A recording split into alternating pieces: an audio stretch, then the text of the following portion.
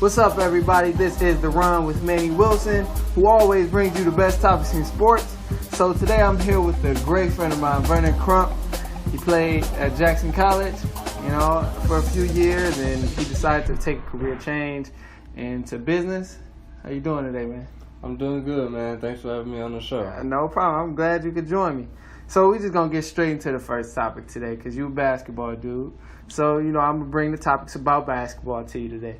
So the NCAA, they decided to change a few rules. So now college basketball players can sign with the agent if they want to. And previously, college players couldn't sign an agent unless they were willing to lose their eligibility.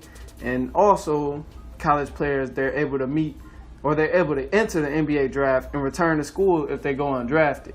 So for someone who played basketball like yourself and once had an idea of, wanting to play on that collegiate level, what are your thoughts on that in terms of them being able to come back to school if they don't get drafted, or, being able to hire an agent to help them through that process? What kind of thoughts do you have on that? In terms of the agent, I think the agent is a vital part of actually being able to get drafted. Your agent connects you with the NBA team, scouts, general managers. Right. So that's a necessary part in players who do decide to enter like the draft and potentially get drafted.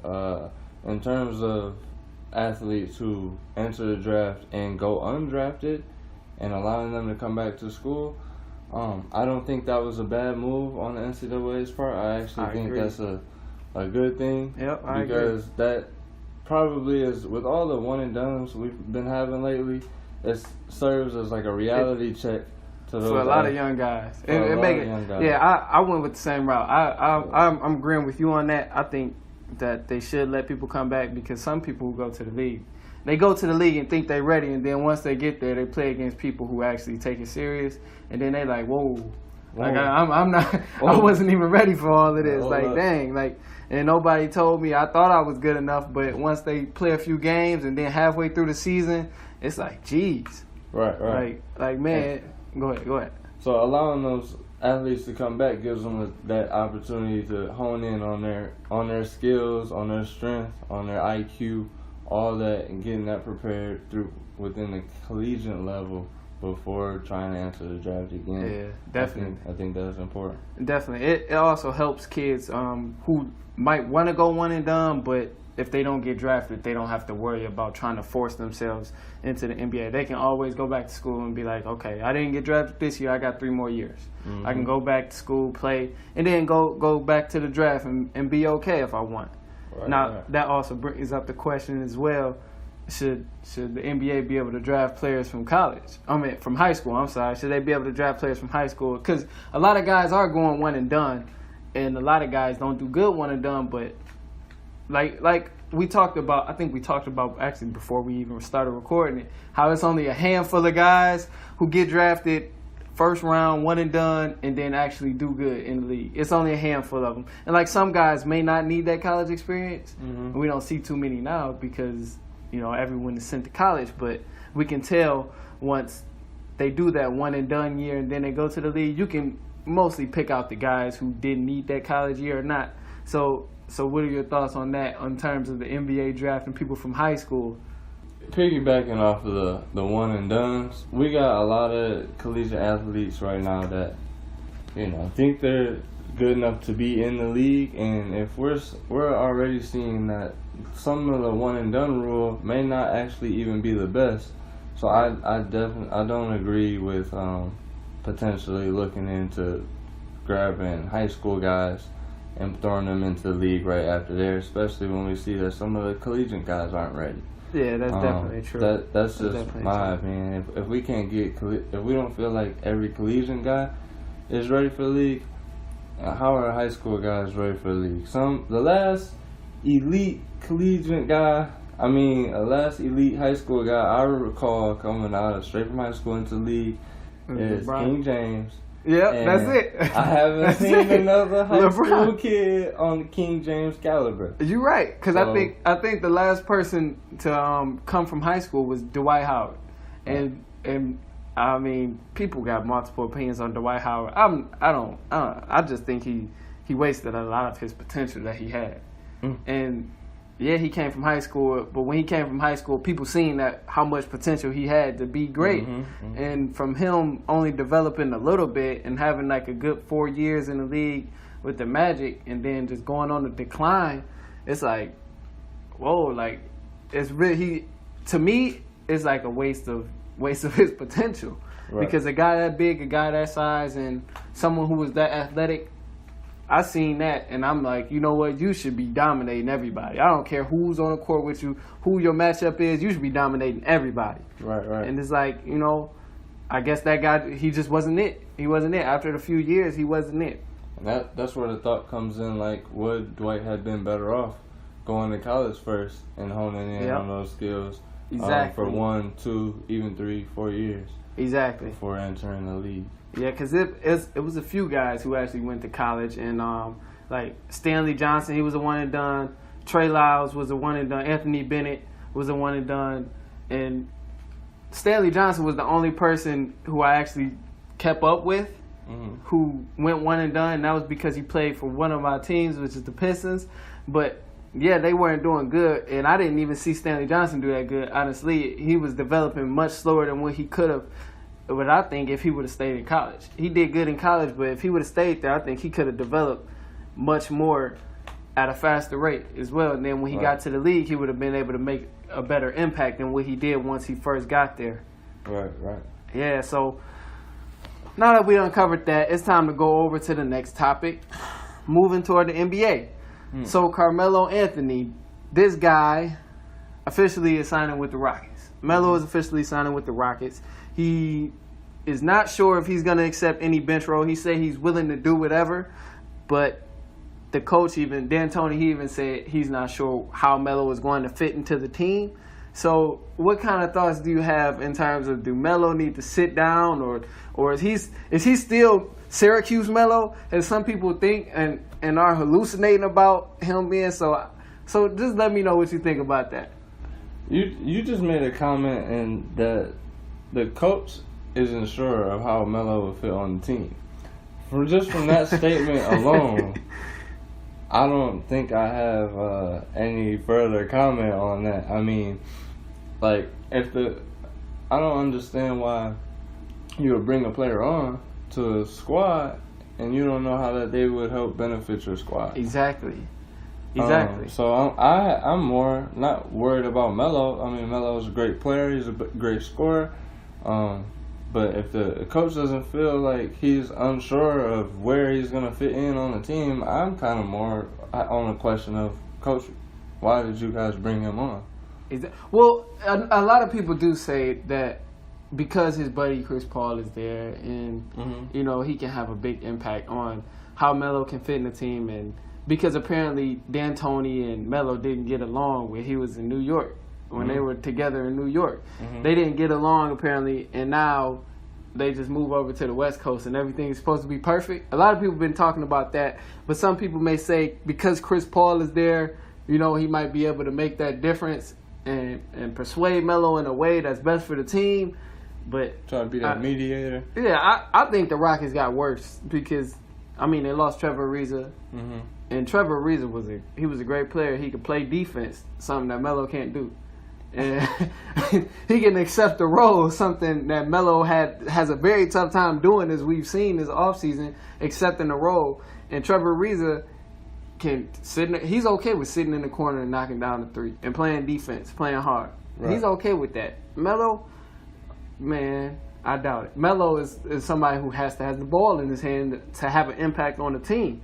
So it's hard for a team with James Harden and Chris Paul, who already does so much ball handling and everything and dribbling, to be able to share that with Carmelo Anthony. Yeah. It's a huge difference. Yeah, that is a big difference. I mean, they might have to take some tips from like the Warriors or something, because they got a lot of key players on their team that are used to having the ball in their hands all the time. Definitely. So I don't know if maybe they could take note of some of their tactics and see how they divvy up ball handling time, gameplay time, things like that. They have to figure something out, and I'm sure they will as the off season continues and we roll into the start of the NBA season. Yeah, it just still amazes me how far the NBA has came in terms of like letting players be on teams. Like they're letting everybody join whatever, but when Chris Paul tried to join Kobe, it was like, oh no, we're not letting it happen. No, we're not letting it happen. It just amazes me all the time because they let so many things go down, like Boston and their big three with Ray Allen, Kevin Garnett, and Paul Pierce. Like they let that be okay, and they let LeBron go to Miami, go play with D Wade. But as soon as Kobe try and get somebody, as soon as Kobe wants some help from Chris Paul, it's like, oh no, we're not letting it happen. We're not letting it happen. It's just like it amazes me, man. But it's cool to see the league changing and. Maybe they just didn't want to see somebody go from an LA team to an LA team. That could be it. And I don't know. That's just a random little thought. It's crazy. I really don't understand. I like to think because I'm a big Kobe fan, so I like to think. That's my guy. Yeah, I'm a big Kobe fan. So I like. All right, now I gotta ask you. I gotta ask you, bro. So Kobe or LeBron? Where are we going with this? Oh man, I'm not trying to be in that argument. Where are we going with it? Kobe is my guy. I respect LeBron's game. He's a hell of an athlete. But I grew up watching Kobe first. So I'm a little bit biased towards Kobe. That's my man's. But, LeBron, I can't say shit bad about LeBron. It's greatness. I mean, I'm a Kobe fan, and if the debate is Jordan or LeBron, I'm going with Jordan too. But I just threw Kobe out there. His name was in the mix. But I'm going with Kobe, man, just because simply, when you watch Kobe play, and this is putting all stats aside. This is going based off the eye test. I go from the eye test. If you watching tape. Well, that's still difficult. It's still difficult. But if you watch Kobe Bryant play, just the different type of move sets he has, the competitiveness and all, it's just crazy. Because he has that mentality where it's like, I refuse to lose. I will take every shot in the last 5 minutes if I'm going to win. But if my teammates don't want to help me, I'll do it by myself. And it's been times I've seen LeBron have an opportunity to do things like that, but because he's the kind of player he is, and they're two different players, so at times it can be hard to compare. But because LeBron is the kind of player he is, he wants to always get his team involved, and he's a very unselfish guy. So it's like, if I see an opportunity for my teammate to take some of the weight off of me, I'm gonna let him take that moment. And because of that, sometimes it comes down to him losing games and small stuff like that. It comes down to small stuff like that. But with Kobe and Jordan, you always know, like, if it comes down to it, they're not looking at nobody else. They're not looking for nobody. It's just me and whoever's guarding me. And then the game is going to rely on Kobe or Jordan because they're the ones who's holding the ball in the last few seconds or whatever.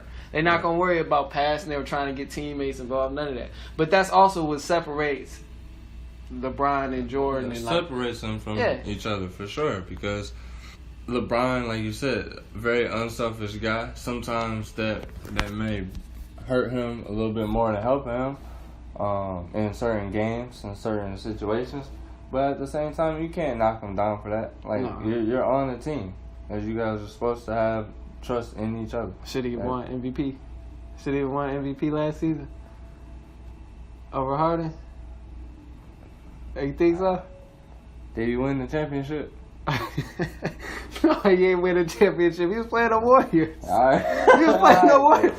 Nobody beating the Warriors, bro. I honestly don't see nobody beating the Warriors. Nah, I don't know. I mean, Harden and LeBron, hella athletes. I was so busy at the time, I don't even remember the stats on like the final stats of each player for the season. Right. So I don't really want to make a comment too tough on that, since I wasn't really Mr. in the loop. Businessman. Yeah. Mr. I wasn't really in the loop that much. So yeah, it's all good. It's all good. I think, man, Harden has been playing really, really, really good the last few seasons. Yeah, LeBron has too. Yeah, you're right. He been playing some of his best basketball. Like, some of his best basketball. 14, 15 years. It might be more than that. It might be more than that, but he's been playing like for a long time. Damn near best seasons his last 2-3 seasons. Yeah, it's been statistically and it looks like physically. Only thing that looks different he's still is jumping out the gym. Yeah. Only thing that looks different is the athleticism, but when you watch like the 03 LeBron to now, it's a clear difference because it was just like, he was just ridiculous at that But moment. it ain't even like, it's not even like a downward difference. Oh no, it's just a change. Like it's the IQ, everything. He got so much smarter, and he can still jump out the gym. He would dunk on 3 people. Like he's trying to get his jump shot tight. I see you trying to pull up for 3 every once in a while. You know. But and that's another thing because him and Melo, like they not too far apart in terms of like the age gap, or they was drafted in the same class. So it's like. And it's just crazy because you see one guy in that draft class, LeBron, and then you look at another guy who was like really good in the same draft class, Carmelo, and it's like 10 years later down the stretch. Look at the difference. One of them looks like he's old and doesn't belong in the league no more, when the other one looks like he can play another seven years. And it's just crazy because, they always talk about how much LeBron takes care of his body and everything, and it's like it just shows a difference between the two in terms of like how serious that they want to win. Because I've always said Carmelo is a great scorer. He's a great scorer, great shooter, but he's a loser because I've never seen him take any steps to win a championship. And I've never seen him take any steps to win a championship. And like all I've seen him do is like take more money. That was it. Take more money. Yeah, and even in terms of like off court and things like that, you can see the difference in play and like down the stretch of who takes care of their body more and stuff like that. Because LeBron, other than a cramp, I don't think he's been injured. Other than a cramp or a bruise or something, other than that, I don't think he's been pull injured. muscle, one or 2 pull muscles. Yeah, it's just been. He's been alright. It's been real small stuff, man. Last thing before you go, who you got winning the championship this year, man? Coming up in this season. It should be interesting, I'm interesting. Yeah, I say that just because we spoke earlier about being a Kobe fan. And the Lakers have made some changes. I'm not saying that they about to win the championship. But I'm not saying that at all. Okay, disclaimer. I'm not saying that, but I am interested in see what they can do with the changes they made because the Lakers have been like on a little decline. So hopefully the changes they made this season can bring them up a little bit. But in terms of answering your question, we might have to go blue and gold one more time. Man, you know it. I'm just glad you know after you was talking all that Lakers crap. I was just trying to represent for LA. They got enough representing with Stephen Curry and KD and all that. They good. They about to win at least. Yeah. As long as KD there, they winning. Yep. And they just got booked, so they are all good, man. But I really appreciate you joining me today. Thanks for taking time out your busy schedule to join me on the run. So thank you everybody for tuning in to The Run with me, Manny Wilson, and my special guest, Vernon Crump. Be sure to find me on Twitter at _Manny30 to follow the latest sports updates as well as the newest episodes of The Run. You got anything you want to mention before you go? No, man, just thanks for having me again. I appreciate it. We had some good talks. I hope to see you again on the show sometime. And everybody out there, you all have a great one today. Thank you.